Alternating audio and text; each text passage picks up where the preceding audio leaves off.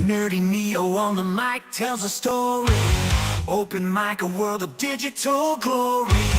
Talking quests and pixelated dreams. Gamers journey on the mainstream. Open mic with a gaming twist. Press start and raise your fist. From consoles old to new. Every game a brand new crew. Week by week a new guest appears. Sharing love for gaming through the years. Button mashing tales of late night kills. Level up, adrenaline thrill. Open mic with a gaming twist. Press start and raise your fist. From consoles old to new. Every game a brand new crew.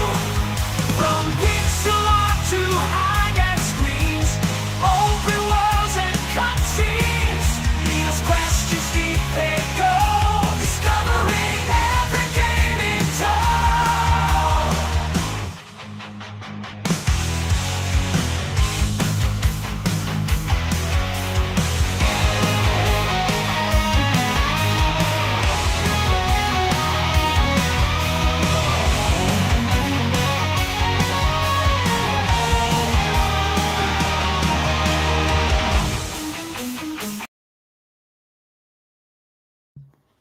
Oh, that gets me so pumped. So, hello everyone. Welcome back to Open Mic. It has been way too long since we've had Open Mic. It has been over 3 months. My last one was in November because I took basically all of December off, and then just stuff happened through January and most of February. Guests had to cancel on me for various reasons. I had to cancel once or twice. I got sick. So, it's been way too long. I am so amped to be back with Open Mic, and I've been saving this episode because my guest tonight is who to contribute. What's the word I'm looking for? Is the one to blame for that freaking awesome intro. I was singing along with the backstage because that song gets me pumped. So with that, let's go ahead and introduce the mastermind behind that awesome intro. That is Nerd Slap. Good evening, sir. How are you doing? Me? Oh, Yes. hello. How you doing? It's good to finally be on. You know, like you said, a lot of stuff's been happening, but yeah, I'm glad we finally got to do this. So I'm looking forward to it. Yes, I've been so much looking forward to this, and that intro is freaking awesome. I'm getting amped in the background, singing along with it. It's like, let's go! So, this is Nerd Slap, who does awesome intros. You may know him from the GCA and Off the Hip, but I reached out to him last year. I'm like, hey, your intros are awesome. Would we be able to work a deal so you could do some for me? Because I've got a number of different shows. So, if you catch my shows on Monday night, I've been doing Metroidvania Monday. And I have an intro for that as well. And that is also due to Nerd Slap here. So he's been doing awesome work. We're still in progress because I know he's working on one for Party Chat and for Top 5 as well. I can't wait to see what he's got going on behind the scenes. But I'm just so amped and I love it. He's doing an awesome job. So thank you. So I am currently unemployed, but when I'm got some income again, I'm definitely gonna reimburse you for your efforts. So, but I love it. It's awesome, and I've been saving debuting that intro because I've had it for a little while to when I've had you on. So I love it. I hope everyone else likes it too. And yeah, so tonight is the return of Open Mic with this awesome dude over here, Nerd Slap. So I guess we'll start off with typically what I start off Party Chat with, but what have you been playing? If you have, I know you're a busy guy, so lately, I think my top game so far lately has been Civ 7. Okay, I've been checking that out. I do have my complaints about it, but I was gonna ask. I've never played Civ because it's not like that whole RTS and turn-based kind of strategy genre is not really my thing. But I've watched some reviews of Civ 7. I've heard some kind of mixed responses. So I'm curious. I'm assuming you've played most, if not all, the previous ones. I played the majority of the one I played was 6. Okay. That's probably the one I have the longest time in. I want to say probably about 500 hours in 6. Wow. So Yeah, you've got some time in it. So how are you liking 7 in comparison? So I'll be honest.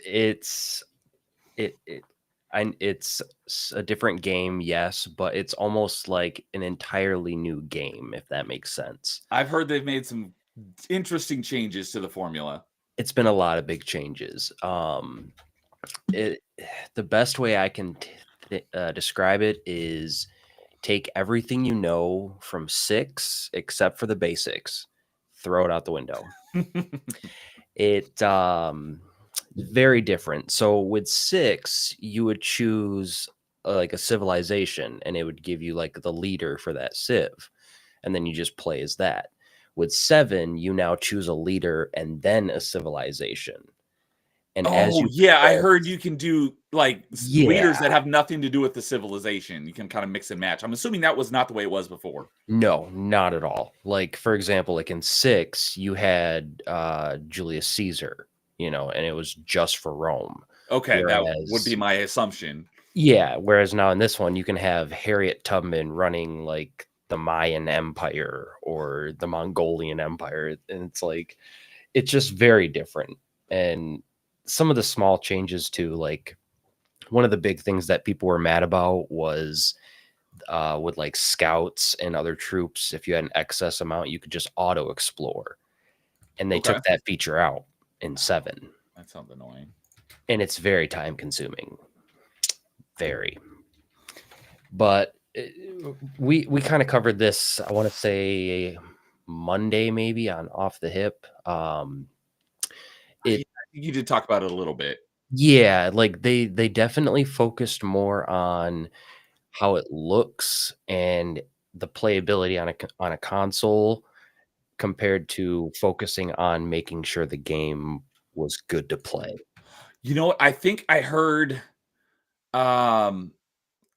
let's see, because I listened to a couple reviews and it was either Game Ranks or it might have been Skill Up. One of them, I think, said something along the lines, it feels like they designed this one for a controller, and then I'm assuming it's on PC as well, and kind of ported it to PC. When this is really like a mouse and keyboard game, and you would have to port it. Well, at least you should do it on mouse and keyboard, and then port it and figure out how to do the controller controls. And it sounds like they did the opposite. Yeah, they definitely prioritized putting it on a controller. And I mean, I get why, because they want to bring more fans in. Totally understandable.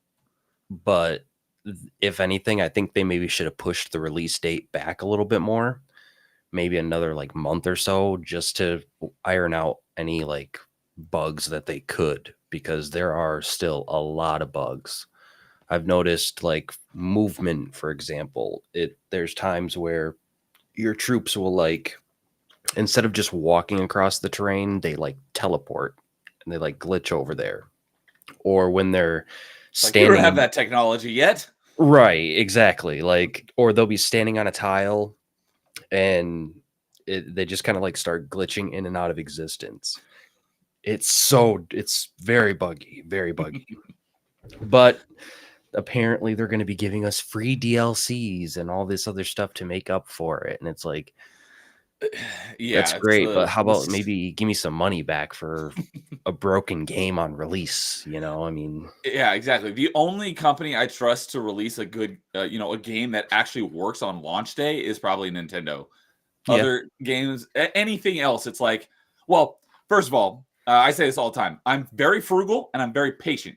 So, and right now I'm working on getting my completion percentage back up to where it was. I'm in this middle of this thing called a bean dive because I'm an achievement hunter and a completionist, and my main platform is Xbox. And so True Achievements does this thing called a bean dive every year. Although I haven't actually done the official event, but you can do them whenever you want. And you get the first achievement in all the games in your backlog you want to play, and then you close it, and then you work your way back up to where you were. So I'm getting really, really close. And then once I get back to that point, I'm starting a crap load of games. So right now the only time I'm starting something new is if it's about to leave Game Pass and I want to play it before it leaves Game Pass, and you get a 2-week warning. So thanks to my good buddy Paul Hadouken, he coined the term panic playing. So I use that now for when I'm panic playing something before it leaves Game Pass. So right now I'm currently in the middle of panic playing Warhammer Bolt Gun. But all that to say is that right now, since I'm not starting anything new, anything that I am interested in, I'm waiting until, and even even if I wasn't, I would still be doing this, but I'd wait for a game that I want to play till it's been out for a while and I can get it like with all the DLC like 50% off since I'm patient. And by that time, typically all the bugs are fixed. So like probably some of the biggest examples was that, games that launched horribly broken or mostly broken. And I played them at least a year later, if not many years later, like Assassin's Creed Unity. That was the France one. That one came out in like 2014. I don't think I played it until like 2020, but I didn't run into like any bugs, but obviously they had basically patched them all. And a similar thing with Mass Effect, because Mass Effect is my favorite franchise of all time. But so I played Andromeda, and a lot of people hate on Andromeda. I don't think it's a bad game. It's just very mediocre. A lot of people are like, oh, that game sucked. It's like arguably it has the best combat in the franchise. But yeah, the story's disappointing. The enemies aren't that interesting, but the combat's great. So I'd say it's very mediocre, middle of the road. It's not a bad game, but it's not a great game either. So I'm kind of a Andromeda defender in that aspect. But I played that about a year after it came out, and I got it for $10. And I don't think I ran into anything game breaking, maybe little bugs here and there. But that's another thing about being patient and frugal is you basically get fixed games because no one releases them that way anymore. And they're like, oh, we'll fix it. We'll fix it in post, essentially, is their mindset when releasing these AAA games. Except for Nintendo, they have a good track record on those sorts of things. Well, and hey, at least you can say you played Mass Effect, unlike some people that I know. Are you talking about Mo? I had him on for open mic months ago, and he said he was about to start, and he still hasn't started. So every time I usually don't get to catch Off the Hip live because I'm usually doing Metroidvania Monday at the same time. But I watch it after I'm done with Metroidvania Monday, so I watch it afterwards, and I'll comment on it. A lot of the times, if Mass Effect gets mentioned, I'll put a comment on it and be like, Mo, play Mass Effect. You said you were going to do it 6 months ago, and he still hasn't. So, yes, exactly. He's busy.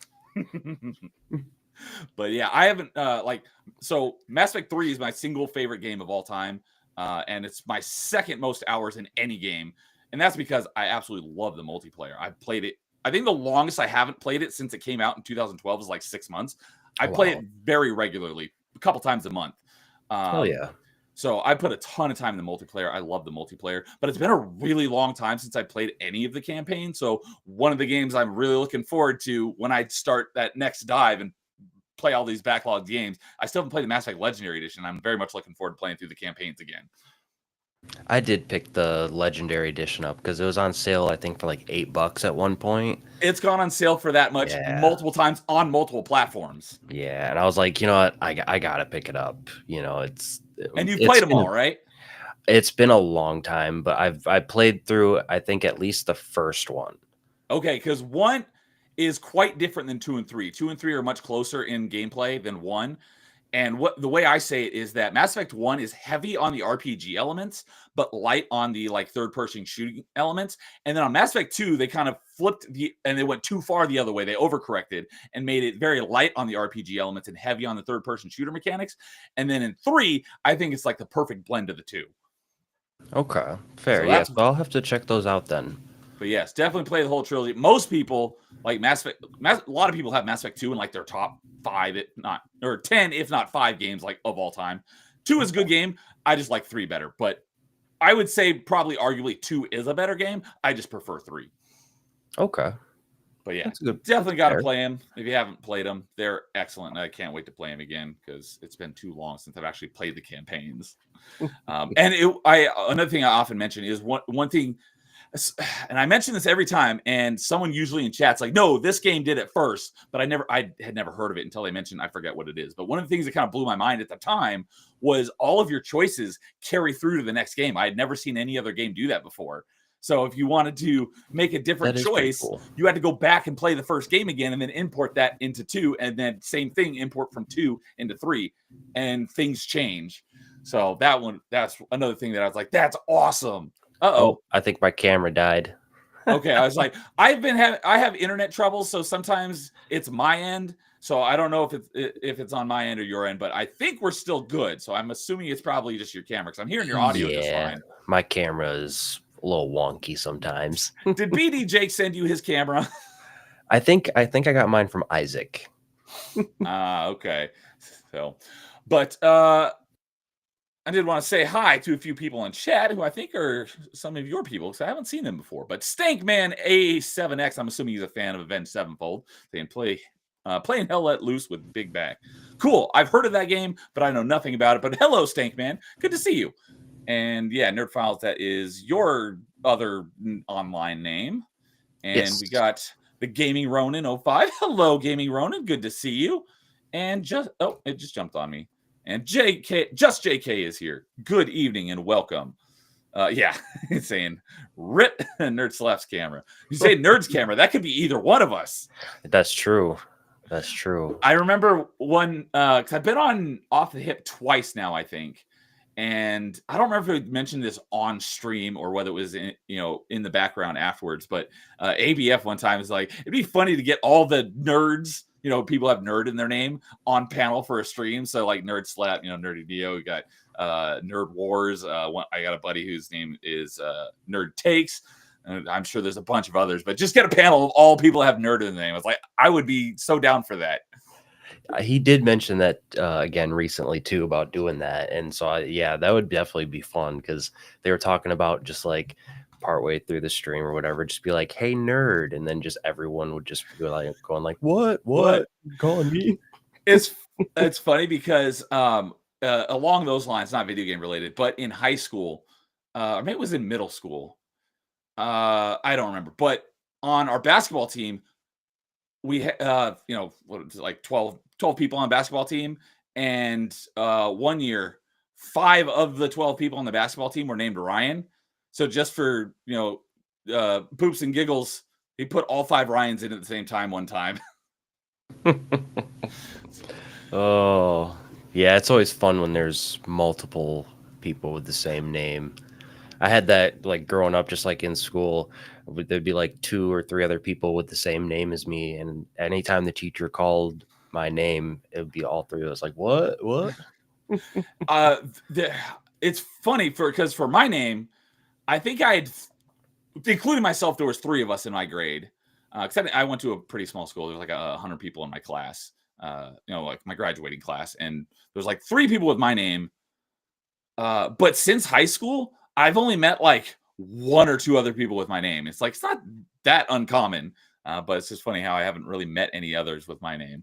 But JT Epsilon is coming in here as well, just trying to push my button, saying Mass Effect 3 is the worst Mass Effect, even more so than Andromeda. I will ban you, sir. We were having a little fight on X as well because he was saying that Skyrim is the worst Elder Scrolls, and I was like, no, you cannot say it's the worst Elder Scrolls. You may not like it, but it's still a great game. So he's just trying to mess with me and push my buttons. No, I think the worst Elder Scroll. Which one was? I think it was Morrowind. Is that the one that had the horse armor? No, that was Oblivion. Oblivion. Okay. Because Morrowind was on original Xbox. I never actually played that one. My introduction was Oblivion, and yeah, that was basically the first game with DLC, essentially, with the horse armor.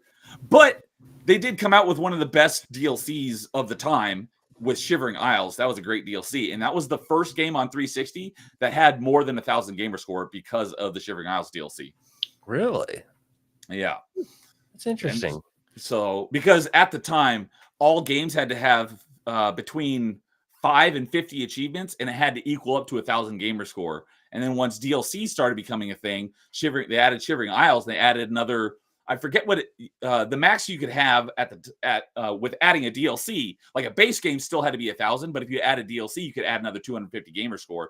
And I think it could be up to 5 additional achievements, or I don't remember how many achievements it was, but the max was 1,250. And then they expanded that. So like, I think it was Gears 3 was, when it first launched, it was 1,000, then it was 1,250, then it was 1,500. And then I think it finally ended at 1,750. It might've been Gears 2, but they added a bunch of DLCs and they were in 250 increments because that's what the gamer score requirements were at the time.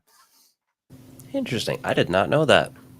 And then Ninja Gaiden 2, I think, was the first game that had more than 50 achievements in the base achievement set. So it was like 60 achievements for 1,000 gamer score, because those rules have changed a ton over time. Just like with the Xbox Live Arcade, originally they had to be 12 achievements worth 200 gamer score. And then It's gone up, and they had to be under like 2 gigs, like the file size. Now, well, Xbox Live doesn't even exist anymore, but they've expanded that up as well. And there were, before the end of Xbox Live Arcade, there was even a couple of arcade games that were actually a full 1,000 gamer score, but there's only a handful of them. But yeah, they kept expanding those. So, and yeah, JK is coming in saying Andromeda is poop. It's not that bad, and the combat is great. But there's a lot of things wrong with it. I will give you that.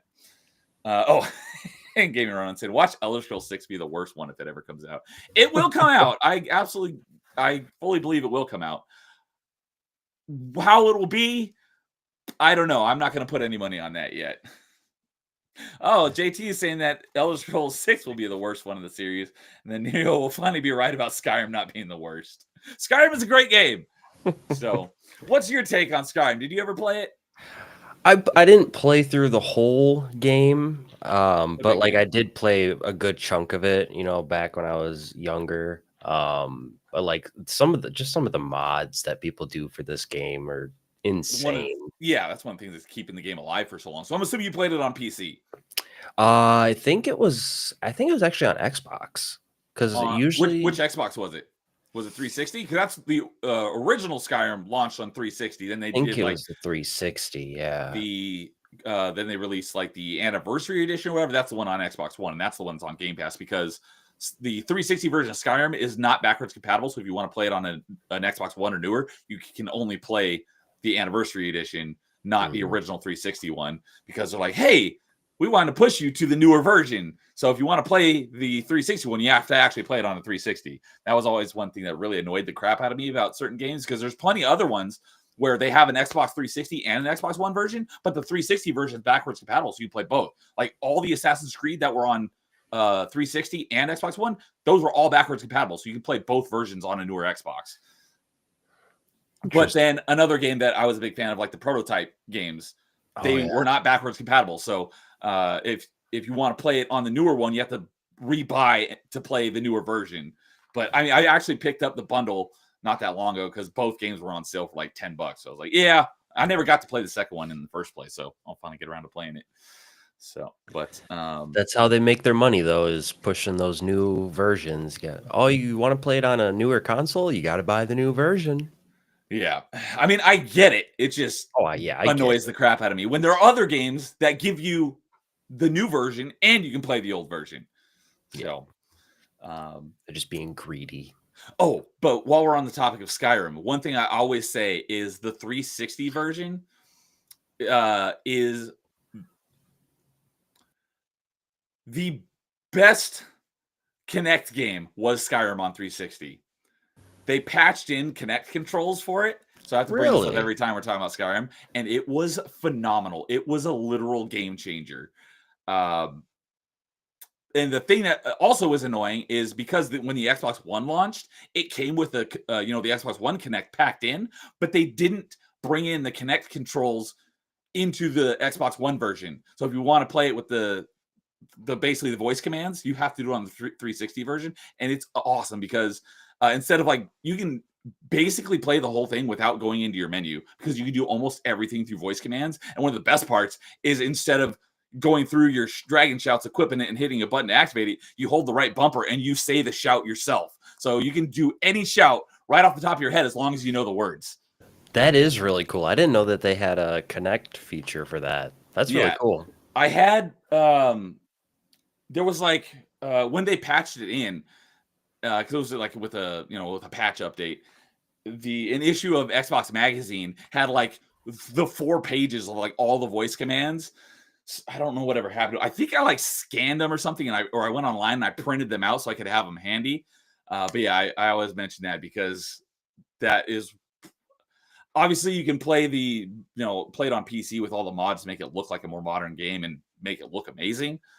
But I haven't heard of anything utilizing those voice commands. So the 360 version with the Kinect is, in my opinion, the best use of the Kinect of all time. It was awesome. That is a really good use for it. That's pretty smart to like just even like think of that. Like, what if we brought in voice commands to Skyrim? And it made it so much better because it's a slower paced game. and you can speed it up with that, because they did that with a lot of games. Like Mass Effect 3 had voice commands, but it was actually faster to do it on your controller. But in Skyrim, it's so much faster to do everything through voice commands. You can set up like presets of like all your different equipment and stuff. So instead of going into your equipment and like switching your helmet and your, you know, what you have in each hand and stuff, you say equipment set 1, and it'll just switch on the fly, and then you can immediately switch to another one, say equipment set 2 or whatever, or equip fire spell right hand and equip sword left hand. You could do it all on the fly. It was amazing. That is really cool. Like you don't see that anymore. So but yeah, what did you play? Because I didn't actually have a Kinect myself. My roommate had one at the time, so I only played stuff because he had a Kinect. Did you get any experience with the Kinect in any of those Kinect games? Very minimal. Like if I did, I don't remember. And if I did, it was be like if I went to a friend's house and they had one or something like that. But I never got the Kinect myself, just because when I was playing on the 360, it was more just kind of those games you just sit back and zone out for a couple hours, you know, like. But no, I definitely see the appeal with the Kinect. I can see why it was very popular, and I kind of wish I did have one, you know, but oh well. And Carl, my co-host on Party Chat's coming and saying, Neo's lying, don't listen to him. Nerd, I'm assuming he's being Nerd Slap, because he just recently got the 360 version of Skyrim. And I told him, make sure you play with Kinect. He's like, I don't have a Kinect. I'm like, well, get one, because it is a game changer. So, but it sounds like you were big on were you big on 360, or like just kind of minimally? Like 360 was like, Honestly, I didn't play a whole lot of video games growing up. I was more of like an outside type of kid, but okay. when I did, like my first console was the That was GameCube. okay. That's And usually one of my questions I ask on open mic is what got you into gaming. So yours was I GameCube. love Okay. the GameCube. I got it at a garage sale for like $10, and I had a couple of games with it. And $10? What a steal. yeah, like they were just trying to get rid of stuff. So I'm like, fuck it, I'll take it, you know. And my favorite game on That was GameCube gonna be my next question. has always been Need for Speed Underground. Oh, okay. I did play that one on 360. I vaguely remember it. I haven't played a lot of the Need for Speeds, but of the ones that I played, Most Wanted was my favorite. Okay. That was a pretty good one too. Yeah. Yeah. Like honestly, I'd say Underground was probably like my top game. And then like if I had friends over, we'd play like Smash Bros or something like that. But or Mario Party. I had a couple of those, and yeah. So do you remember when you got your GameCube from this garage sale? Do you remember what games it was that you got with it? Oh, let's see. One of them was Mario Party 4, I think. Oh, sorry. You said Underground. I never played Underground. I was thinking Undercover. Oh, So I never played Underground, but I played Need for Speed Undercover, which was the sequel to Most Wanted. Underground was so much fun. If you can manage to get a copy of it, I definitely would say check it out. What I want to do is I want to try to find like a GameCube that's not way overpriced, because you know people are overcharging for them right now because they're in demand. Yeah. If I could find a GameCube that works and I could find Need for Speed Underground, it's over. You guys won't see me for months. Okay, it was on original Xbox. I just looked it up on True Achievements and I didn't find anything because it was on original Xbox, so there's no achievements. Mm-hmm. Okay. Sweet. So you mentioned Smash. Is Melee your favorite Smash? I would say so, just probably because it's the one that I spent the most time on. Okay. Yeah, because I remember like we'd always have this thing, like so when I was going to school, I was doing this thing where I could go do certain types of classes and earn college credit towards them, but it was Okay. like a separate program like from what my school offered. And like every like Friday or something, the teacher would wheel out the big TV and somebody would bring in a GameCube or something, and we all just start fucking playing Smash Bros. And it was so much fun. That's awesome. Oh. I never got to play it at school, but I always had a blast playing it with friends. Although my favorite Smash, and it's similarly is probably because it's the one I played the most, was Brawl. The only thing I didn't like about Brawl was the stupid tripping mechanic. That was so infuriating. But everything else, not that I have anything against Melee, but Brawl was like my favorite. But where was I going with that? Yeah, played a lot of Brawl, and I really liked it. One thing I was going to mention about that is my dude 1286, who's the one who was coaching me through Dark Souls, Dude Souls, and he's also a big achievement hunter and completionist, more so than myself. And so he got me connected with retro achievements, which adds achievements into retro games like Game Boy, NES, Super Nintendo, N64.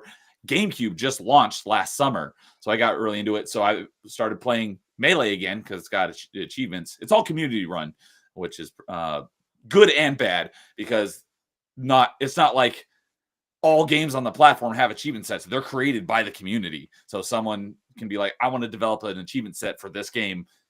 And the more complicated the console, you have to have some games under your belt to prove that you can do it.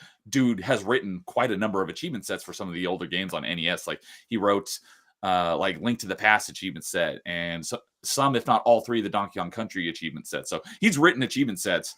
So he got me into it. And so I've been playing. I haven't played it in a while, but I was playing Smash Melee again for the first time in a long time last summer. And I went and I booted up my old copy because in order to get the achievements, you have to play it through Dolphin, the emulator. You can't actually play it on emulator. Yeah, you can't actually play it on your original hardware. But I went back and I booted up my copy just to see if I was able to just plug in my save data from my GameCube into retro achievements to see how many achievements I would have, because it has 336 achievements. Smash Melee does. I would probably have 340 of them. I'd have almost all of them. But right now, at the time, they were doing a launch event for GameCube, so you get points for if you beat the story in a game, you get certain points, and if you got all the achievements in the game, you get even more points. And depending on the length of the game, you got multipliers. And so at the end of the event, it was like a 4-month event, and at the end of the event, to get bronze, you had to have 10 points, silver was 20, and gold was 30 points. So I was like, I'm gonna get at least bronze. I'm gonna try to get silver. So there was no way I was gonna get all 336 achievements in Smash Melee. So I just went for the story completion. So I'd get, because it was a triple, it had a ×3 multiplier. So just beating the story, which was beating, at the time, it was beating the classic mode and adventure mode with all 8 or 10 starting characters. I forget exactly what it was. So it wasn't difficult. And so I still only have 68 out of the 360 achievements. So I still got a lot to do and go back into it, because I can't just import my save data and unlock all the achievements. Got to do the work again. Right. But I messaged Dude a couple days ago because I went and looked at retro achievements. And why does it say that I haven't completed Smash Melee? And they went and changed the requirements to consider what was beaten. So now I have it unbeaten. It's actually easier now, but I haven't done everything that they changed it to. So I got to go back and finish a few more achievements to get the re-story completion. So. Hell yeah. Are you much of an achievement guy at all? To be honest, not really. I can definitely see why people do it. But for me, it's just, I just try to enjoy the story. If it's a story game, I try to enjoy the story, have a good time. If it's a really good game, I'll probably do a replay of it. If it's multiplayer, I just kind of focus on having a good time with my friends, but I can definitely see the appeal. And I know Ronan, he's a big achievement hunter too. Oh, really? Okay. Yeah. Maybe I'll need to talk to him then. So cool. Because there's kind of two sides of that coin, is that being a completionist, sometimes I'll play a game that I have no interest in longer than I would have just to finish it up. And I'm like, I hate this game. But I'm committed to completing it. But then on the other side, there's games that like I probably wouldn't have played, this other content if it wasn't for some of the achievements leading me into this area. Be like, oh, that was really cool. So there's two sides of the achievement coin, because I'm really close friends with the Melee Games crew, and Kay is like she like hates achievements, and dude and I love it, so we're always going back and forth about them. But she absolutely loves Wind Waker, so we're like, hey, Wind Waker's got an achievement set, wink wink wink, maybe you should play it. Oh yeah. No, I can definitely see the appeal though. Like, and like, there's probably like a game or two that I would do the achievements for, but I just don't like ever think to go look at what they are. So it's like, What would be a game that you would hunt the achievements for? oh, I would say probably one that I know that I could play a lot of and do achievements for is probably Sea of Thieves. Because Okay. I'd say that's probably like my most played game of all time. Oh, cool. Yeah. And yeah, they Sea of Thieves, because it's basically a live service game, so it's never ending. So I pulled it up right here, and it's 1,000 hours plus for the completion. And that's about where I'm at right now, is about a little over 1,000 hours into the game. So are you playing it mostly with other people, or are you doing it solo? It just kind of depends on the day. Usually I try to run it with people, because as soon as you get any kind of loot and then you start sailing around the map, somebody's going to find you. It's inevitable. Like, you could just be minding your own business, going along the edge of the map, and somebody's still going to come find you. And typically they have a bigger crew. So it's like, I should probably run it with people, but I don't like playing with like randoms. Yeah, you got to play with people you know.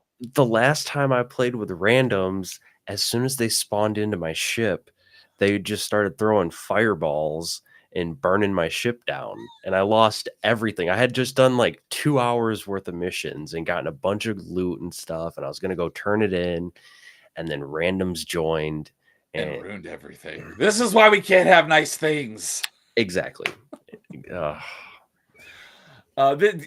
definitely seems like it's one of those games that I would put for myself in the like Borderlands category, where it's fun with friends, but it's boring solo. It can get boring solo, because it's like a lot of it is just sailing across the ocean, trying to go from one island to the next, and it can get boring. So like, if I'm doing a solo game, I try to have like a movie or a podcast going, something at least. Same. If I'm basically almost anytime I'm gaming, I've got something up on my iPad. I'm maybe not actually watching it, but I'm listening to it, unless it's like a super story heavy game with lots of dialogue. Right. And like, like when I'm playing like Civ 7, for example, I could play that game for 10 hours straight, no problem. I'll just throw on a movie or a podcast and I'm good to go. That's Carl. I don't know if he's still in chat, but he calls them podcast games. It sounds like Civ would be a perfect podcast game. It definitely is, especially since it's turn-based. Oh yeah, and you lose track of time so quickly. Like, you could start playing it, and then next thing you know, you're like, wait, when did the sun come up? Yeah, I was just gonna say, why is the sun coming up? Oh my god, it's 6 a.m.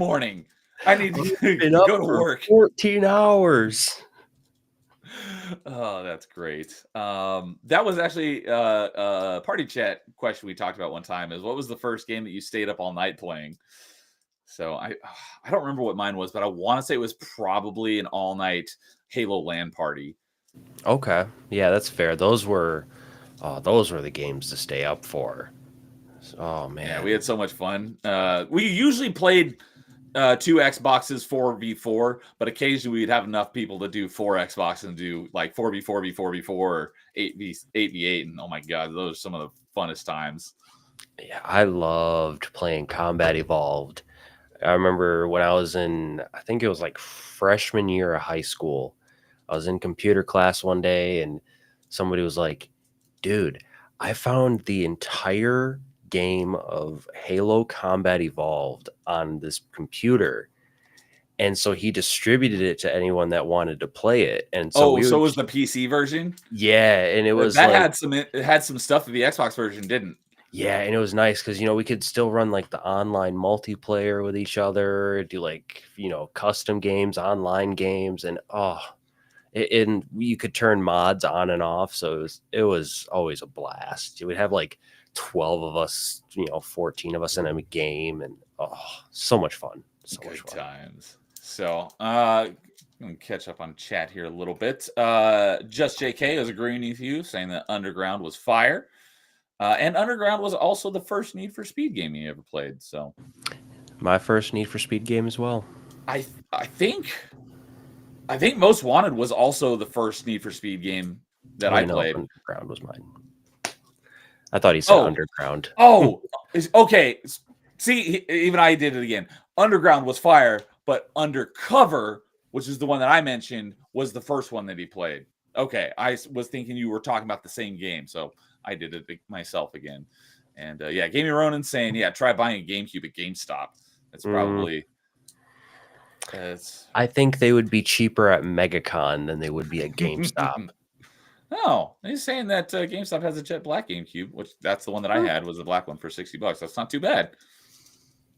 Oh, and JK is saying there's a local game shop near me that probably has GameCubes for less than GameStop is charging.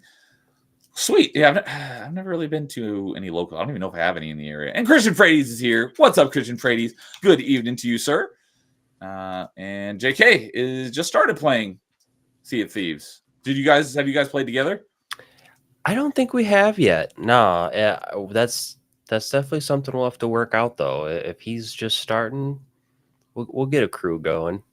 Yeah, it's like Carl. One of his favorite games is the Monster Hunter games. He's like, anybody wants to play Monster Hunter with me? Come on, I'll play it with you. It's kind of the same thing with me. Like with Mass Effect 3 multiplayer. Hey, like anyone want to play Mass Effect? Speaking of that, I do in place of Metroidvania Monday. I do one Monday a month where I do Mass Effect Monday. That is next Monday, the 24th. So if anyone wants to play Mass Effect with me, I have it on 360 and on Steam. So if you want to join me for a few hours of Mass Effect 3 multiplayer, let me know. We'll make it happen. So, and Isaac, who you just mentioned, who sold you the faulty camera, is here. What's up, Isaac? Hope you're doing well tonight. And Gaming Rona is saying, I hate being a trophy hunter because some games have trophies that require you to play online. That's been shut down for years. Yeah, same thing on the 360, or not just 360, but on the Xbox side of things. It sucks when games have online multiplayer achievements and like the servers are shut down, so you can't get them anymore. It really sucks. I often say there's 3 correct ways to do multiplayer achievements, and almost no one does any of them. One is don't have achievements for your multiplayer, like Call of Duty does for the most part. Just have people play it because they want to play it. Don't put any achievements. Like that's what Modern Warfare, the originals, did. 2 is separate your multiplayer into a separate game so I can play the campaign and get all the achievements without having to worry about the multiplayer. One of the only examples of that was Crackdown 3 did that. I actually did the multiplayer as well, but you can play the campaign without playing the multiplayer and vice versa because they're 2 separate games. Or 3, Mass Effect 3 is one of these where every achievement that you can unlock in multiplayer has an alternate unlock condition for single players. So you don't ever have to actually play the multiplayer in order to get all the achievements. That's actually really nice too. Like that's how they should do it. It's a lot longer to do it in campaign. Like probably the hardest one is either extract in multiplayer, extract on gold difficulty on the 6 original maps, or beat the campaign on insanity. So if you got a good crew, beating all 6 on gold could probably do that in a couple hours. Whereas, on insanity, you have to play the whole game. But that's a great way to do it too, is have alternate unlock conditions. But very few games do any of those. And they're just like, hey, here's achievements for multiplayer, and now the multiplayer shut down, you can't get these achievements anymore. It really sucks. Well, and like another thing, yeah, like they could do too is like if the multiplayer is going to shut down, why not just remove those achievements from the list? That would be dependent on the platform, because like I know Steam, they can delete achievements from a game after a game has achievements. I couldn't name any, but I've seen it on true Steam achievements. Yeah, where it says like this game has X number of deleted achievements. They were actually removed from the game after the fact. Xbox, you can't do that. The achievements stay there once they're in the game. But and that's just an Xbox thing. They would have to change like the terms of, not the terms of service, but like whatever their rules are on achievements, in order to facilitate something like that. But there was one game, dude always mentions it, and I forget what it is, but there was a game that was shutting down that had a heavy multiplayer component. And instead of just like making all the achievements unavailable, they outsourced essentially the online servers to the community. And they're like, here's the source code. You guys run the community and you can still go in and play it and get the achievements. I don't remember what game it was, but I was like, that is phenomenal. That is a company really cool, thinking for the customer, but that's very rare. Yeah, you never see that ever. That's real. That's the way to do it. Yeah, so I wish I knew which company it was. I'll have to ask him again, but shout out to that company for being very consumer friendly. Same with like GOG and being able to back up your copies of your game, so they can't take them away from you. So I mentioned my favorite game of all time. Do you have a favorite game of all time? Oh, that is a tough one. While you're thinking about that, because I will shout out Carl again. He got me connected with this Fuse gaming community app recently. And it's basically like kind of like a Facebook, but it's strictly for video games. And one of the first things it has there is like your top 10 games of all time. So I recently went through and I made my top 10 list. So I actually had to go, like, I've often said like, hey, these games are like in my top 5, but I've never actually like ranked them other than Mass Effect 3 because it's my favorite. But I went through and I actually like ranked all my top 10 favorite games of all time. So curious if you would even be able to say what your favorite is, or is that like Sophie's choice, picking your favorite child? No, I think, okay, so I would say it depends. So if you're talking about like favorite, all right, give me a couple game, of your favorites. Just you don't have to say like this is my favorite, but what are a couple of your favorites? So if it's like, if you're talking about older games, my favorite older game would be Need for Speed Underground, hands down. Now, if we're talking about like newer games, I would have to say probably Sea of Thieves, just because I've got the most hours in it. I've got over 1,000 hours between Xbox and Steam, and I can just go play that game anytime, no problem. That was a topic on like episode 1 of Party Chat. What game do you have the most hours in? For me, that's Destiny 1. I never actually played Destiny 2. I've got about 1,600 hours in Destiny 1. Oh, wow. Okay. Nice. But I didn't put Destiny in my top 10 games. I liked it, but, it was one of those games that I had friends and we like played it all the time. So it was kind of more like a hangout thing. It had good gameplay, but it didn't make my top. I don't even think I considered it when making my top 10. Good, fun game, but just because I have the most hours in it doesn't, at least for me, put it in my top 10. Right. Fair. So, that's totally fair. Yeah, Mass Effect 3 is my number 1, and that's my second most played game. I would say my next like favorite would probably be that's tough. I would say probably like my next favorite would have to be Civ 6. Okay. Just because again, I've spent so much time on it, and it's one that I can just go in and I could play it for hours, no problem. Yeah, so if we ever get you on an episode of Top 5, that's another show, because on Tuesdays I alternate between Party Chat and Top 5. The topic is always changing, but you got to rank and put them in the correct order for yourself of your top 5 favorite, whatever the topic is. So if you want to be on one of those, let me know. You're definitely welcome. Speaking of that, next Tuesday will be the next episode of Top 5. We're ranking our top 5 favorite shooters. Oh, nice. So I won't spoil anything yet. I haven't put my list together yet. I need to do that before Tuesday. That'll be a good one. That'll be a good episode. Yeah. So the last episode of Top 5, since it was a couple days before Valentine's Day, we ranked our top 5 favorite gaming waifus. Just JK is saying Neo's. Nerds. I'm not sure which nerd he's talking about. Which nerd? You're gonna have to clarify. But second favorite game was Concord. I had never played it because I don't have anything against PlayStation. I've just never owned a PlayStation, so I don't really have any background in PlayStation franchises. Which one thing I often say, because that was another topic on Party Chat one time, was what's a franchise you always wanted to get into, just never did. For me, because I never had a PlayStation, and I love hack and slashes. I always wanted to play the God of War games. I've never played them. Oh, okay. Yeah, no, the God of War games are pretty fun. I didn't like play through all of them, but the like little bits and pieces that I did play, they were good. Just JK is like the retarded one. That doesn't That doesn't clarify it any clarify. better. To be honest, I'm kind of retarded. Thanks for the clarification, just JK. Thanks, JK. But Yanu, what's up, Yanu? Haven't seen you in a while. Hope you're doing well. Saying, which game was that, Nerdy Neo? Which game is it that you're asking about? My top.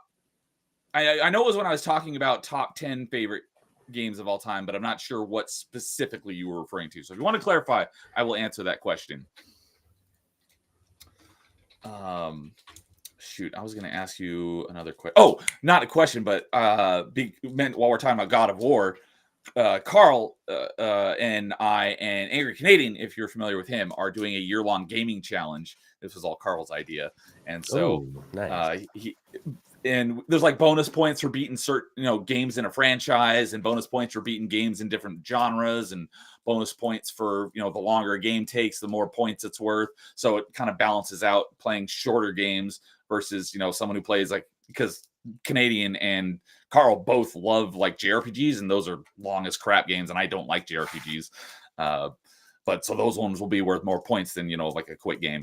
But he just burned through the first 3 God of Wars this last weekend. So he was talking about that on Party Chat on Tuesday. That's impressive. I have not played it. Oh, so you knew saying, oh, my favorite game of all time. He probably wasn't here when I was talking about Mass Effect 3 is my single favorite game of all time. All right. So, you said you played some of the God of Wars, right? Just little like bits and pieces. Usually like I would either like watch a friend play them, or like if I was over hanging out with them, I'd check it out a little bit, but I never got the full experience either because I didn't get my first PlayStation till probably about maybe when I was like 17, 18 years old. And which was it, PS2? It was no, it was the PS4. Okay. I got one of the Days of Play editions. I don't know if you've ever seen those, but it's one of the slim PS4s. And okay. Gray with the lettering on top, or the symbols for PlayStation, and it's like a Days of Play edition or something like that. Okay. I could probably, if I saw it, I'd probably recognize it. I just can't visualize it off the top of my head because, like I said, I never had a PlayStation. So, yeah. And JK is further clarifying. He says, okay, then the kind of retarded one. That could be either one of us still. So, okay. So for me, I was a Nintendo kid growing up. The first one I had was Super Nintendo. Then I had GameCube, or Super Nintendo, N64, GameCube. Then I got a Wii. I never got a Wii U. But I did get a Switch, but I only got it last year. So I haven't even had a Switch for a year yet. And I basically got it for when we were ranking top 5, episode 10, I want to say it was. We ranked our top 5 favorite game franchises. And so Mass Effect is my number 1, and Metroid is my number 2. And I hadn't played Dread yet. Everyone's like, oh, you're a big Metroidvania fan. How'd you like Dread? I'm like, I haven't played it yet because I don't have a Switch. So I finally got around to playing Dread last year, and I did really like it. I had some issues with it, but it is a great game. But yeah, so I was a Nintendo kid, but around GameCube, I kind of switched and that's when I built my first PC and became a PC gamer for a couple of years. And then I switched to Xbox because that's what all my friends had. And thanks to Halo, that's why I'm still an Xbox guy to this day. That and achievements. So you said the GameCube was your first one. What was kind of like your, as I call it, like your console family tree, essentially? Okay, so let's see. It started out with the GameCube, and then for a brief period, I had one of like the brick style Game Boys. Oh, the original Game Boy. But then that just like stopped working one day, and I couldn't figure out. Yeah, I couldn't get it fixed, and so I kind of had to. It's funny you mentioned that because I just saw a headline a couple days ago about some Game Boy that got scorched in like Desert Storm because it was in some like Marine or somebody's backpack, and it was in like the Nintendo Museum, and it still worked to this day. And they retired it. Yeah, But 30 then mine years just later, stops working. Like, what the heck? I think that it still works, but they like took it off display or something. But it's like Nintendo products back in the day were like built to last. Oh yeah.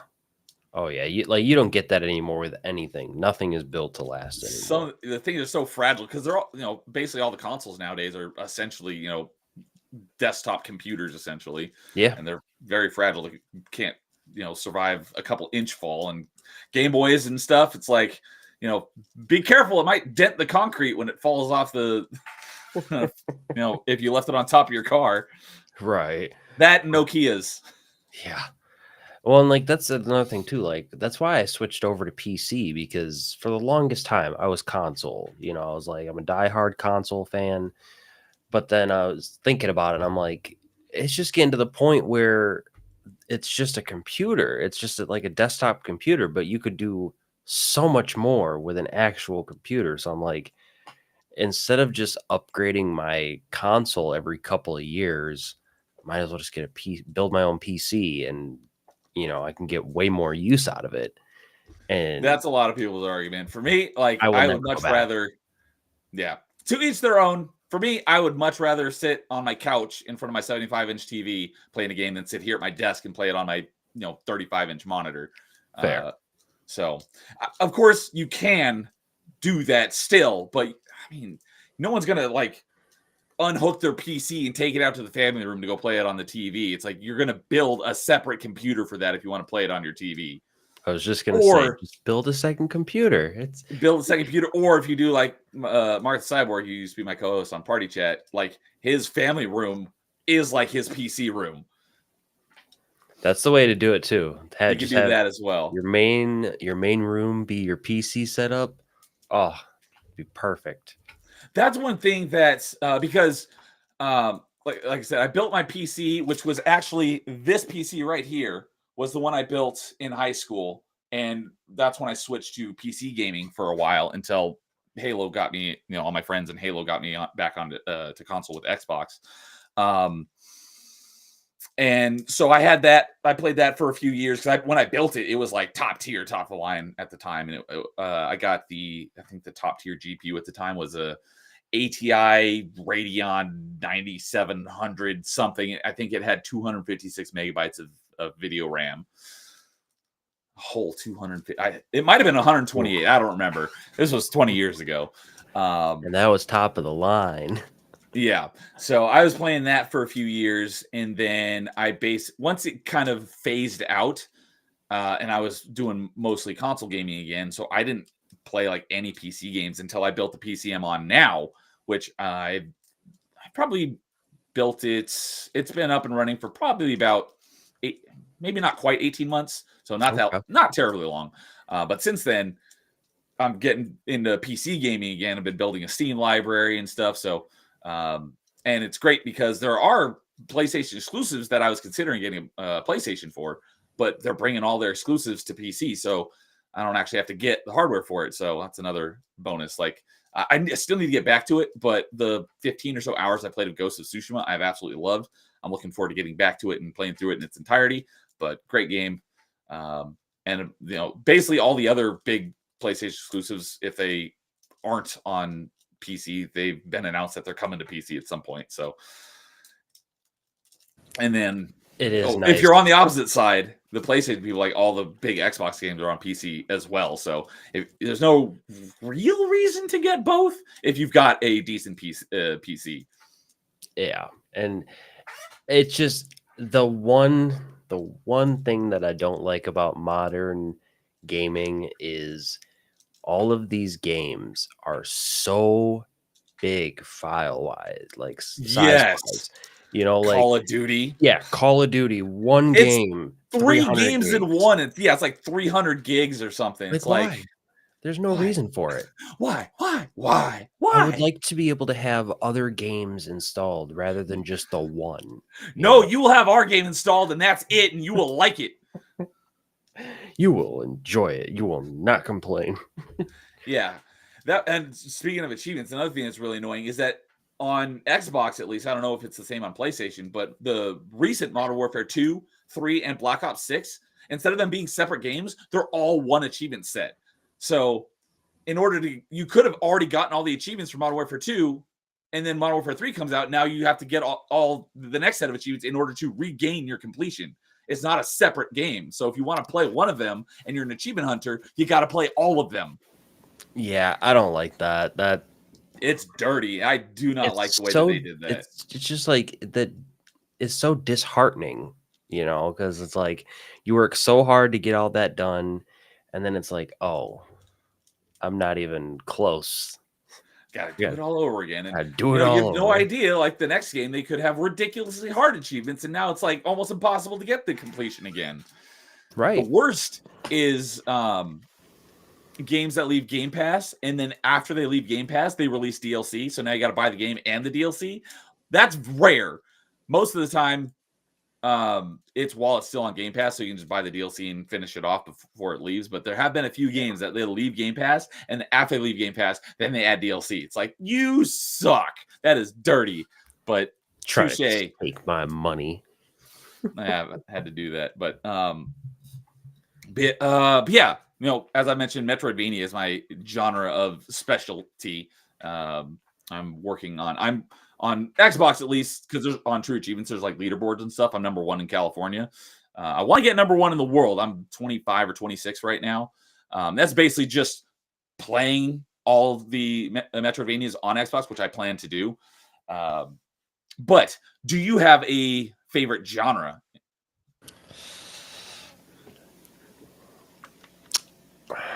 And GSJK is saying, yeah, they don't make them like they used to anymore. That's kind of a tough one, because I pretty much enjoy most game styles. It's very rare that I don't enjoy a game. Like, yeah, I have 3 genres that I typically don't play, but other than that, I'm pretty open to playing anything. That's fighting games, JRPGs, or basically anything turn-based. Okay. And RTSs.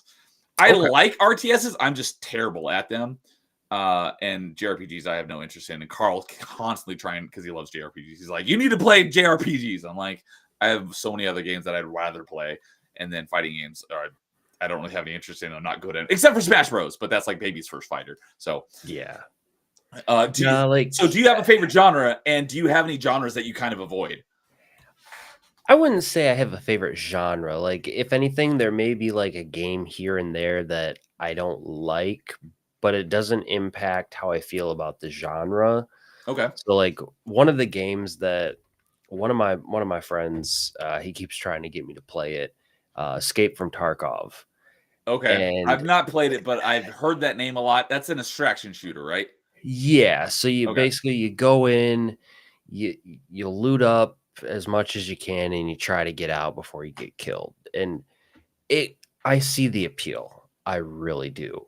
But it's like just super hardcore game though, right? It is, yeah, because like you can get a full kit, you can be at the extraction point and get killed as you're extracting. And it's like, and then there's friendly fire too. So it's like if you and your teammates get separated. So you have teammates. You can, yeah, or you can go in solo, depending on how you want it's got to do both. it. Okay.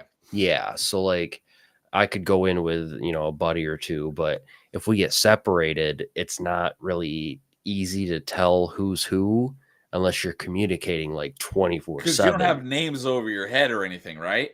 Exactly. So it's like somebody could go around a corner, and and this is what happened to me a couple of times. Like, oh crap.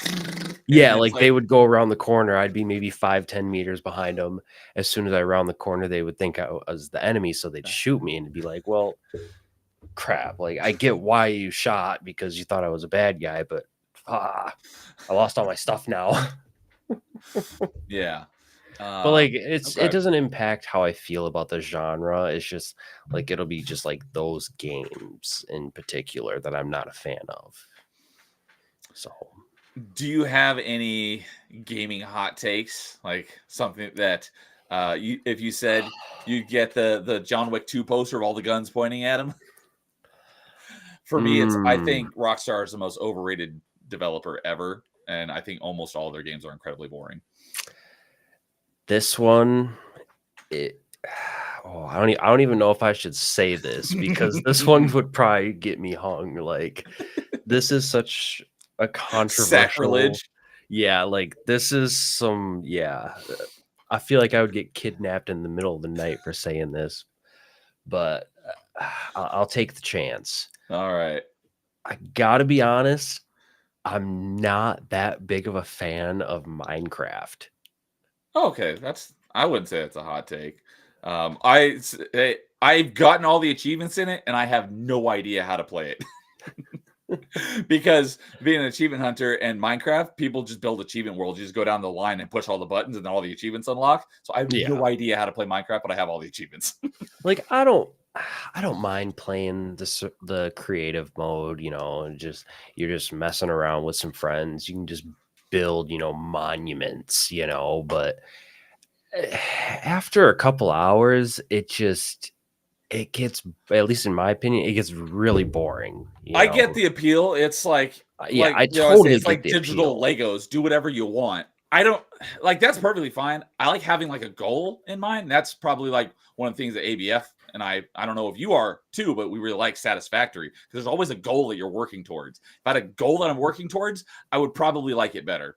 Well, and like that's the thing too, is like Satisfactory, it's pretty much the same concept as Minecraft, but I don't know, something about it, it's different in a way that I can be more engaged in Satisfactory than I could be on Minecraft. I don't know what it is, but I could spend hours on Satisfactory.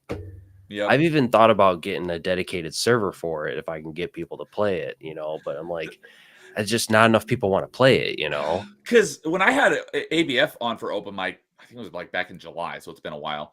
And I think he went on vacation like right after that. And I've messaged him a couple times, like, "Hey, you said you had a dedicated server, but I don't."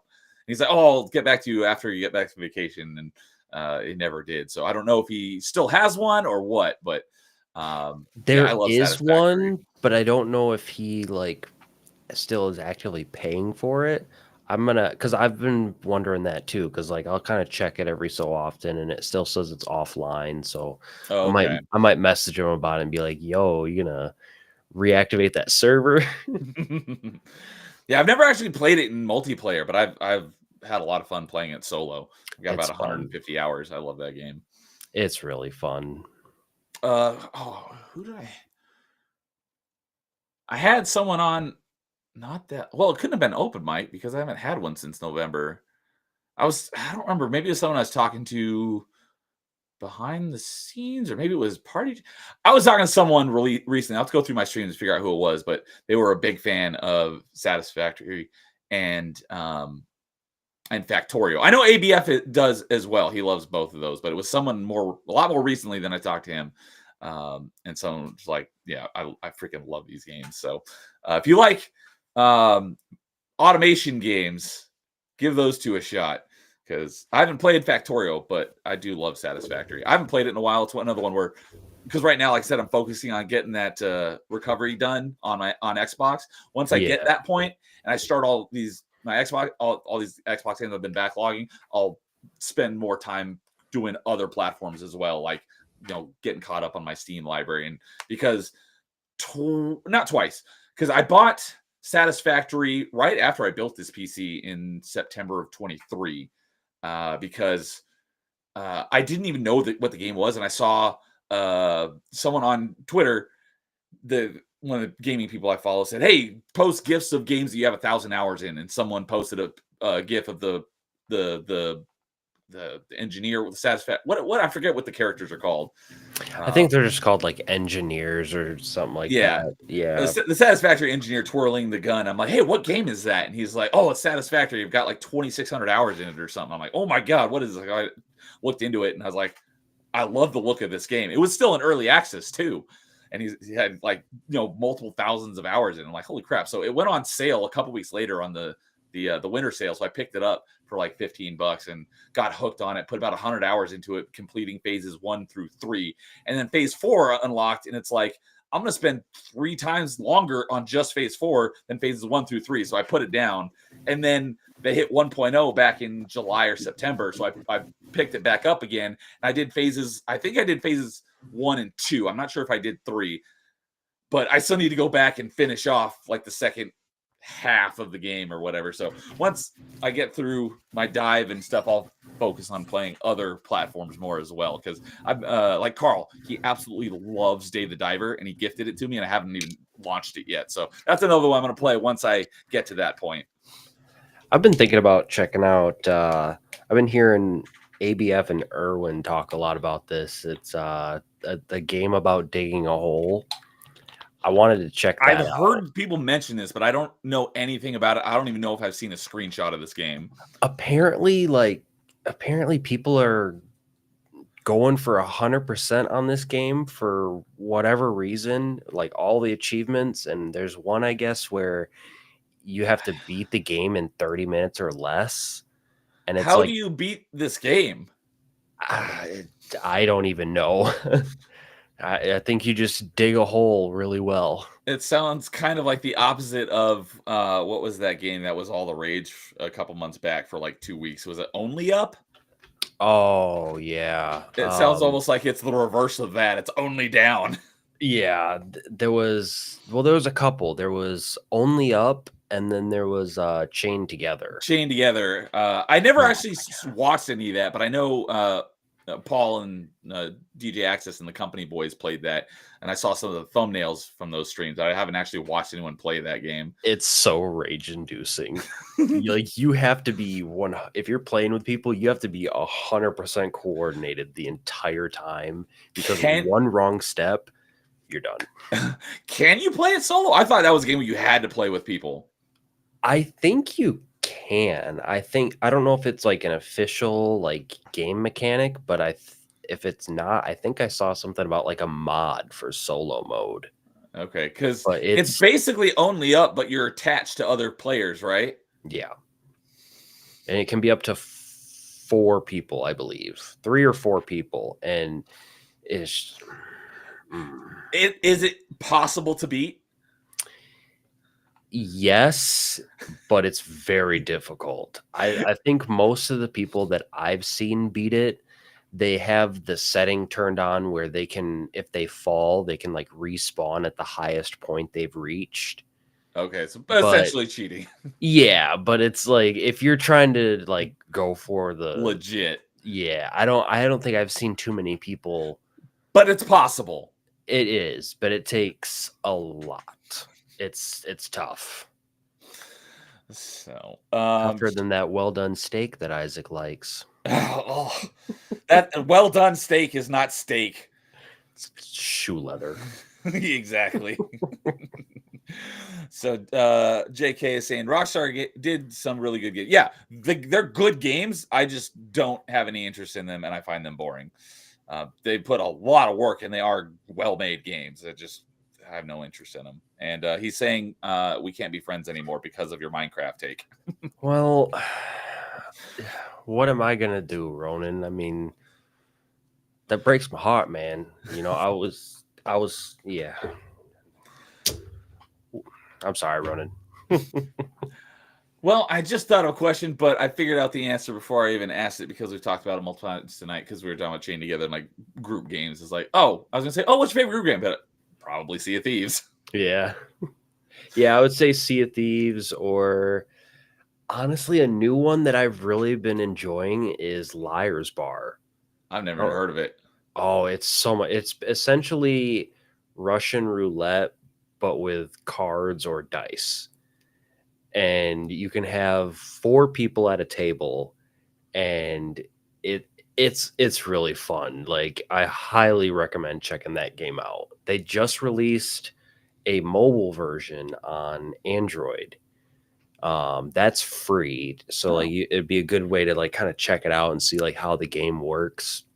But it's funny though, because whenever you open up the game, it gives you like a little like warning message about like what the game has in it, and the very last line, it says, if you're under 16, please step outside and touch grass or something along that line. And it's like, oh, that's just great. It's fun. That's kind of like I never played this game, but I've seen it mentioned in a number of list videos of basically like games that insult the player. Oh And yeah. it was I want to say it was the Jurassic Park Lost World game on Genesis. If you got 100% in the game, at the end of the credits, there was a video of Jeff Goldblum saying like, "Go outside, call a member of the opposite sex." It's like like condescending talking to you because you 100%ed the game. I remember I love games that do stuff like that. Like, I don't know if you've ever played the South Park games. Which ones? The first two. Are we talking like the the N64 like battle royale one? Are we talking like the South Park Obsidian RPGs? Oh, the Obsidian ones. Okay, yes, I played both Stick of Truth and Fractured But Whole. So there's I can't remember which And one it Stick is. of Truth is really annoying because there's so many missable achievements. I've had to play it like 4 times to get all the achievements. I got really annoyed with I did it Fractured But Whole because I got twice. about halfway through and the game broke on me. Oh no. And so I had to start over. And I was so mad. I- But so I was trying to speed run it when I was doing it again. So I was just trying to speed run everything. And there's a couple of points where if you like try to put in like a passcode without going and finding the I piece know of paper exactly that what it's you're on, talking about. Cartman will pop up and say some stuff. It'll be like dressed as a coach or something. And it's Yeah, like, it's if you put in the code to like the basement headquarters yeah, without if you've already played it and you know the code, he'll chastise you for cheating for knowing the code and not doing it in your second playthrough and going having your character go and find out what the code was. yeah. That like I love when games do stuff like that. Like that's just it's a nice little, cherry on top. Yeah, Stick of Truth. There's so many missable achievements. I was so pissed, like on my second or third playthrough, because there's an achievement for friending everyone in the game on the in-game version of Facebook. I forget what it's called. And then I got that achievement. there's also an achievement for finding all like 100 or I don't remember, but there's a lot of the Chin Pokemon. Oh yeah, yep. And they're essentially tied together because in order to friend everyone, you have to find all the Chin Pokemon, or it might be the other way. You have to find everyone in order to get all the Chin Pokemon because the sections at night are, if anything in those in between sections, you can't go back. So if you miss it the first time, you have to play the game over again. I got to the very end. I think I missed one of them. And because of that, I couldn't get either the friend everyone achievement or all the Chin Pokemon. They're like, now I got to play the whole game over again. And I did it both on the 360 version and on the Xbox One version. But I did the Xbox One version basically immediately after I did the 360 version to make sure I didn't forget anything. Fortunately, Fractured But Whole does not. I don't think it has any missable achievements except for the only achievement I don't have, which is just beating it on the hardest difficulty. So I need to go back and play through it again. And another thing along the lines of what you were talking about, like funny stuff in game, is the difficulty slider in Fractured But Whole is your skin color. So the hardest difficulty is when you pick your character as black, which is freaking hilarious. And then I like how that when you're choosing that too, they're like, Cartman's like, "Don't worry, this won't affect your game at all," but then it clearly does. It's like, it's great. It's like stuff like that. On Stick of Truth, did you have a favorite class? Because my favorite was the Jew. I can't really say that I did have a favorite one. I know that I would use Cartman or Kenny as like my sidekick a lot for fights. Okay. Mine was Butters. I always had him in my party. Butters was a good one too because he could do that that like doom wheel that he has or whatever. Yes, because he's Professor Chaos. Yeah, that was on an episode of Top 5. We ranked our top 5 favorite party members, and Butters was on my list. Hell yeah. Yeah, I liked. My main issue with Stick of Truth was all those missable achievements and having like the game itself. I really liked. I prefer Stick of Truth to Fractured But Whole.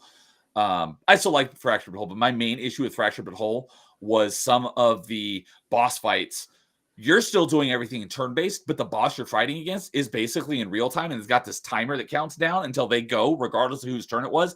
And that was infuriating. I hated that mechanic with a passion. If it wasn't for that, I might like Fractured But Whole better. But that one thing alone drove me insane. I know what you're talking about too, because there was that one fight with They do Fabulous it at least Butte. twice, if not 3 times. Yeah, first time you do it is against that giant fat stripper lady. I hated that fight. That was actually the fight that broke my game the first time through. I was trying to do the fight and it like glitched or something, and I was able to just walk across the entire area, not having to fight any of them. Lucky. Right. And I was like, okay, cool. I can just skip this and just go to the next part. Glitch in But your then- favor. Yeah, but then down the road when you're having to fight against The tentacle monster.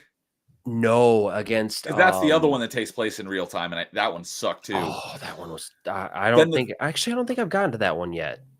Because there was a third fight that worked like that with the real time mechanic for the enemy you're fighting, and it was that annoying kid that shows up and he does nothing and then he leaves, and it was like it's like I don't remember. It's like one of your friends. It's his annoying cousin.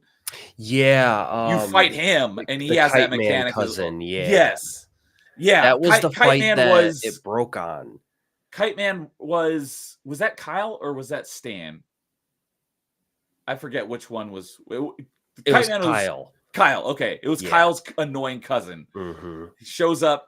Throughout the game, he'll show up randomly and like do damage to himself and like whine and then run away. But later in the game, you have to fight him, and he's got the real time mechanic. It's like, oh, I hate this. Oh, dang. I was really hoping that was the last I would have to fight against him, because I just did the one where the mom comes in and starts fighting too because you beat the kid up. And right about there is where like the game glitch caught up with me and broke the game, because right after that fight you have to like get the kid's kite out of a tree using Stan's ability or Kyle's ability or something. And because of that weird glitch in the strip club, it didn't let me do that part of the mission. So you were soft locked. Yeah, and so I had to start all over. Like I took a 2-month break from that game because I was like, man, I just got all this work done on this game and I got to start all over. Like, And then one other thing, while we're on this topic, is on another topic of party chat we had one time when I had James and Kay on. We talked about the cheapest boss fights, and mine was what's his name in Mr. Hand. No, I want to say Conor McGregor, but that's like a UFC guy. It was like Connors or something. But yeah, it was Cartman's hand. He was the final boss of Fractured But Whole, and he legitimately cheats in the game. He's like, nah, I'm not going to take that damage. You take the damage, and you take the damage that was dealt to him. And he's like, no, I'm going to undo that last turn. It's like, what is this crap? Literally, the only, you're used to the rules of the game because it's the final boss. Then he just goes and flips it on his head and legitimately cheats. And I thought that the ending for Stick of Truth was messed up. Like disarming the snook. Oh my gosh. No, when I first started doing that mission, I was just sitting looking at my computer screen like, is this really where they're going with this right now? They're really making me do this. Okay. And it was graphic, to say the least, we'll just say, and I mean, don't get me wrong, they're definitely an edgy show. But wow.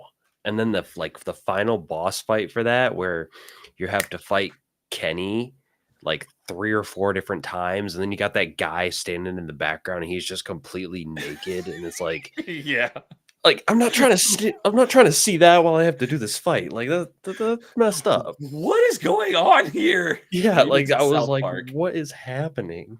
It was Mitch Connors is his name. Mitch Connors. Okay, that's Cartman's little hand character. Yes, and right as I say it, just JK pops in with Mitch Connors. Thank you. But yeah, I had to Google it and pull it up because I was like, what the heck was his name? But yeah, catching up a little bit.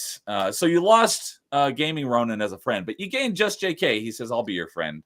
Let's So, go. awesome. Thank you, Jake. And he's asking, Appreciate that. he's like, there's an Android version about Liar's Bar is what it was called? Yes. Yep. Liar's Bar. Okay. Yep. And that is Only on that's Android. free. That's surprising. Yeah, it's like the beta version of the app now. I know they're gonna move it over to iPhone eventually, but Oh, okay. yeah, typically Android will release like beta versions of apps, and if you're signed up to be like a beta tester. Gotcha. But yeah, no, Liar's Bar is definitely really fun. It's only like $7 on Steam, I think. And yeah, it's just essentially Russian roulette. You play cards, you try to bluff your way through, or you can play dice. They're gonna be adding a poker to it too. Oh, So that's the next thing on here. Gaming Ronin says, I'm still waiting for them to add Liar's Poker to the game. So it sounds like that's on the way. You know, you It probably is. won't be waiting all that much longer. I think they had to delay it because it was pretty buggy, but they did want to have it out by now, but something happened. But they are keeping up with it. So Sounds kind of like I haven't played this game myself, but I've watched James stream it a few times along the lines of Liar's Bar. What was it? Buckshot Roulette. Is it anything like that?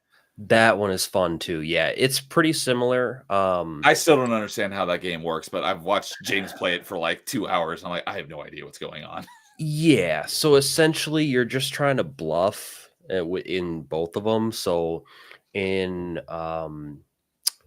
Buckshot Roulette, it'll at the beginning of the round, it'll show you like how many live shells and how many blanks are in the shotgun. And then Aren't there just two? it Not a depends revolver. it depends on the round. So this is like one of those like game logic things where it could have like 5 or 6. Even though it's only got 2 barrels, you can actually have Yeah. more than that loaded.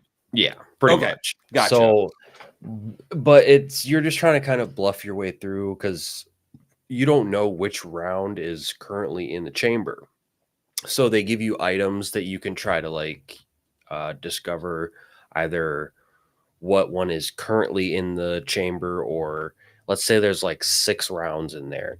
You can use an item it'll be like a phone call and it'll be like the 4th round is live or something like that. You can steal other people's items and it's pretty fun. They're both pretty fun games. I definitely recommend. Is there always only one live round, or are there multiple live rounds in it sometimes? You can have it like they change it. So like there's some matches where you'll have like 4 blanks and 1 live, or you could have 5 live, 1 blank. It's just kind of like randomly generated, I feel like. Okay. And you don't necessarily die from one shot, right? You kind of have like a health bar where each shot will take off some of Yeah. your health. Okay. Yeah, and there are certain Those are pretty items short. where you can add on like bonus damage to it. So instead of 1 damage, it does 2. Okay. So it just it's pretty fun though. I definitely recommend checking them out. And they're both pretty cheap too. Like I said, Liar's Bar is only like $7, and I think Buckshot is only $3 right now on Steam. So It's on sale right now. yeah. Nice. And then one other question while we're on this topic of type of game, another one that's been a huge. I haven't heard as much about it in the last month or so, but it's been the talk of the entire gaming community. Balatro, did you play that? Not yet. I do have it on my wish list, but I have not gotten around to buying it yet. It looks like it's actually on sale right now too for $13. So I might be picking that up. Okay. Yeah, Carl's trying to get me to play it as well because he loved that game. And I'm like, that's not a game I'm going to sit down. Because if a game exists, like I said, since I'm an Xbox guy, if a game exists on Xbox, that's where I'm going to play it. I'm only going to play it somewhere else if it doesn't exist on Xbox, for the most part. There's a couple exceptions to that, but if it exists on Xbox, that's where I want to play it. It does exist on Xbox, but that's not a game I'm going to sit down and play on my Xbox. That's something I want to play on my phone. You can play it on your phone, the Xbox version, and still get achievements, but you can't. You have to do the streaming version. Oh, But you can't touch the screen to do it. You still have to use a controller. So if I want to actually play it like you would expect to play it, where you just tap the screen, you have to play. You have to buy that version from the App Store. But then I don't get Xbox achievements for it. So I'm like right. caught in this limbo. It's like I want to play it on my phone without a controller and get Xbox achievements, but I can't do all 3 of those. I have to pick like 2 out of 3 of those. So Yeah, that is kind of annoying. I wish they would like kind of find a way to bridge that, because I mean, it's like you can't carry a controller around with you everywhere. It's just not feasible. yeah, and because Xbox does have some of those games that you can stream to your phone, and they actually they'll say they have touch controls, but usually what that means is it just has an on-screen controller overlay, so you're not actually tapping it. You're still using a controller, but you're using the touch screen as the buttons. But so you can't just like tap the screen. There are a few games where they do have it as an actual like touch controls where you touch the screen to do it, but there's very few games. And I messaged one of my Xbox buddies who owns the game. I was like, hey, can you boot it up in streaming and see what their on-screen controls are? Is it the on-screen overlay, or can you actually touch the screen? He's like, he booted up and he's like, it's the on-screen overlay. You can't actually tap the screen. I was like, ruined. If it had the actual touch controls, I would have gone ahead and bought it and played it on my phone, but I'm stuck in this limbo state. Yeah. It is unfortunate, but no, I think I might pick up Balatro because it does look like it's a fun game, and it actually takes like a bit of skill from what I gather. So I think it'll be a good one to pick up. Yeah, I'm sure if I do end up playing it, I'm sure I'll love it. It'll be addicting. We'll have that Civ effect where, Carl's like said, yeah, I was playing it and like, holy crap, it's 4:30 in the morning. What the heck is going on? I know Erwin's been having a lot of fun with it, so I trust his nose on those things. So, so kind of while we're on the topic of wish list, do you have any games that are coming up that you're looking forward to? let me pull up my wish list here, see what I'm. A lot of mine are just PlayStation games that I'm waiting for launch on Steam or go on a deep enough sale that I'm willing to pay for them. I totally forgot about this game. There's one that was announced probably 2 years ago now, I want to say. It's called Unrecord. Oh, I've seen that. The first time I saw it, I thought it was real life. I didn't realize it was a game. That's what a lot of people thought. Is the first time they saw that clip for it, it looked like it was like a real life event happening. That game looks dope. I was VR, right? It'll be. I think they are going to do a VR version, but I think it's mostly going to be like PC. Like but you like a mouse, keyboard, or controller? Yeah. Because that, oh my goodness! Because I was like, there's no way this can't be a VR game. Like, how would you? Yeah. Play they do want to make. I think think they do want to do VRs because it's so realistic. Like a lot of people were fooled by that, but then I think they delayed it even further because somebody came out with like a multiplayer clone of it. They essentially just ripped off the entire idea, but made it multiplayer. That's right. I remember seeing that. I thought it was Unrecord, and they're like, "No, this is a different game." I'm like, "Oh, I think crazy. They called it Body Cam or something. That sounds right. Yeah. That sounds familiar. But yeah, I'm really looking forward to Unrecord. And then there's one called Kingmakers. I don't know if you heard anything about that. Yes, it's that funny. One. I was talking about that recently because I have a list of anytime I have an idea for literally anything, like an idea for a plot for a movie, idea for a video game, idea for some sort of app or, some sort of invention, I write it down in a list. And I probably had this idea when I was like in like middle school or something. And then I wrote it down years later when I started actually writing my ideas down. I'm like, it'd be so cool. Oh, it was because this game right here, which I talk about all the time, Perfect Dark, it was my favorite game of all time for many years. And everything that GoldenEye did, it did better. And I hate that GoldenEye got all the praise and stuff when Perfect Dark, they're both great games, but Perfect Dark was better and it didn't get anywhere near as much attention. But I remember the RCP-120 in Perfect Dark is a freaking awesome gun. I was like, it'd be so cool to take this gun and use it in like medieval battles. And then 20 years later, someone's making Kingmakers. I'm like, I had that idea way back in the day. They stole your idea, man. You gotta crack down and copyright that. That's not the first time that's happened. I had the idea for I didn't have a name for the concept, but I had the concept for Lyft and Uber about 4 or 5 years before it existed. I'm like, if I had done something with that, I could be a multi-billionaire. be one. Yeah, you'd be pretty rich right about now. Yeah, it was when I was in college. I was like, it'd be great if I could somehow, like, because I wasn't a partier. I never like partied or anything. I was like, college kids getting drunk and stuff. It's like if they could like call me and I could come pick them up and take them home so they don't, drive drunk or whatever. But how would I do that? And I like put it in my list, but I never did anything with it. And then a couple of years later, Uber existed. I'm like, dang it, that was my idea. See, that's just proof that they're watching us. They know. They're stealing our ideas. They see everything. So, all right. Well, I know you said you kind of had a time limit tonight, so let's a couple other things in chat here. Just JK says I played the Fractured But Whole, but couldn't get into it. I understand. Totally to each their own. Gaming Ronan says those two games got me watching the show now. I'm assuming he's talking about the two South Park games, but yeah, I can't say for certain. So, yeah, I guess we'll kind of wrap it up here then. I had a great time having you on. If you want to come back for a part 2, definitely welcome. Let me know. Yeah, definitely. I just like talking to people about video. Anyone in the chat, if you want to come on open mic and talk video games with me, let me know. We'll make it happen. I do this almost every Thursday. Kind of like Metroidvania Monday I do every Monday, except for one Monday a month. I do Mass Effect Monday, which will be this upcoming Monday. One Thursday a month, I do a show with Dude, who I mentioned earlier. We're both achievement hunters. We do a show, Achievement Chasers, where we talk about the achievements that we hunted over the past month. So that's typically the first Thursday of every month. But other than that, my plan is to do open mics every Thursday like I used to last year until I ended up taking a I took December off. But my last one before that was like in the middle of November. I don't remember what happened the last couple weeks of November. So, but it's been a while. So I'm looking to get back into it and have people on to talk video games because that's why I started my channel, to talk about video games. So what do you got going on that you want to plug before we bid adieu?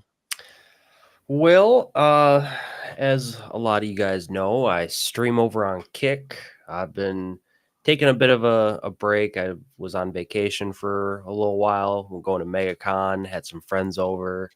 But now that that's over, I'm going to be getting back into the normal schedule. I was going to try to stream earlier this week, but work's just been a little crazy since I got back. So I'll find time sometime. I promise. It's coming. I will finish some of these games I've been playing. But other than that, I got the Nerd Files over on my channel. Will be most likely, it sounds like it's about a 90% chance we're going to be recording the next episode this weekend. So that'll be fun. We're going to be talking about the moon landing channel. Yes, that is a newer project. I dropped the link to your Kick channel in this chat, but let me go get your YouTube channel as well. I Appreciate that. Let's see here. But Nerd Files, right? Or is it The Nerd Files? The Nerd Files, yeah. The Nerd Files. I hate everything. It's not just a YouTube thing, but I hate it when websites, when they do things alphabetically and they include the. I wish they would take the off, so it would just be, whatever the word is after the. I totally get that. It can be really annoying because it's like, how many channels put the in their title. But other than that, just off the hip on Mondays and trigger happy on Wednesdays. So cool. And I had a blast coming on and talking to you again. Thank you for working around my schedule. And I know you had some stuff going on too, but it was great to finally get this knocked down in the book. So yes, it was great chatting with you. And welcome back anytime. That's because when I originally started my channel, I had the idea for a party chat, which is me and a couple co-hosts and a guest host each week. And we just talk about fun, random video game topics. Like, let's see here. What did we talk about on Tuesday? We talked about your favorite video game magazines. We talked about what franchise should utilize the Nemesis system from Shadow of Mordor, Shadow of War, since they freaking copyright trademarked whatever that system, so no one can use it. But if you could use it in a game, what game would you like to see that happen? The world's ending in 24 hours. What video game are you playing? What was your first M-rated video game? So that's the stuff we talked about on Party Chat on Tuesday. We just talk about fun video game topics like that, but it's very structured. And after a few months of doing that, I was having a lot of fun with it. I was like, I want something more open-ended. We can just have a conversation. That's where the idea for open mic started. I'm like, I just want to talk to people about video games. So if anyone wants to come on and talk video games with me, let me know. That's the whole point of open mic. And I'm planning to get back into this and doing this every Thursday. I don't have anyone lined up for next Thursday. So if anyone's open, wants to talk video games with me, just hit me up. I am on probably the best ways are on X/Twitter or Discord. I am in the GCA Discord, so it should be pretty easy to find. But yeah, I stream Monday through Thursdays, Metroidvania Mondays on Monday, except for this upcoming Monday will be Mass Effect Monday. Like I said, Party Chat and Top 5 alternate on Tuesdays. Just told you what Party Chat was. Tuesday, we rank our top 5 of whatever the topic is. Next Tuesday's episode of Top 5, we're ranking our top 5 favorite shooters. Wednesdays, I've been continuing Dude Souls with Dude, who I've mentioned a number of times. He guided me through Dark Souls for the first time because he's kind of an expert at it. And then he's like, hey, once you beat it, let's flip it and you watch me play. So right now we're doing reverse Dude Souls now that I beat Dark Souls in January. So I think last night was like the 3rd episode. And in 3 streams, he's like 75% of the way through the game. And it took me 12 streams to beat the whole thing. But he's beaten it multiple times. So I think this is the 3rd time playing it, and it was my first time. And we've got a live death counter. That was also his idea. He's like, hey, why don't we count your deaths throughout the game? So I had a death counter. And then when we flipped it, he's got a death counter, but I put all of my death counts at each boss on screen so you can compare how many deaths I was at to his deaths. And he's like at 24 when I'm at like 180. So we're doing reverse Dude Souls on Wednesday nights until he beats it. And then I'm going to figure something else out group gaming wise to do on Wednesdays. But yeah, and then Thursdays I'm doing open mic, except for typically the first Thursday of each month doing Achievement Chasers. So that'll do it for tonight. Thank you, Nerd Slap, not only for coming on and talking video games with me, but thank you again for your awesome intros. And I can't wait to see what you're cooking up for Party Chat and Top 5. So I think you'll like it. I'm sure. Oh, sweet. Gaming Ronin sub to the channel. Well, thank you, Gaming Ronin. Ronin. Everything about my channel is all video game related. So if you like video games, I think you'll enjoy hanging out here. So I appreciate the sub, and I hope to see you again in the future. And yeah, I'm sure I will like it as well. So, but with that, we'll wrap it up here tonight. You have a good night. I want to say thank you to everyone in chat who came and hung out. Just JK, Gaming Ronin. You guys I know are still here. And everyone, I think they're probably gone, but you knew. And Christian Frades was here, as was Carl. And I forgot to, I don't know if you're still here, Amon Ra, but I totally missed your Moo. I'm sorry, buddy. Moo to you too. I'm glad to see you. And JT Epsilon was here. So thank you all for hanging out and chat while we were talking video games. And you guys all have a good night. We will see you all later. And as always, in the meantime, game on.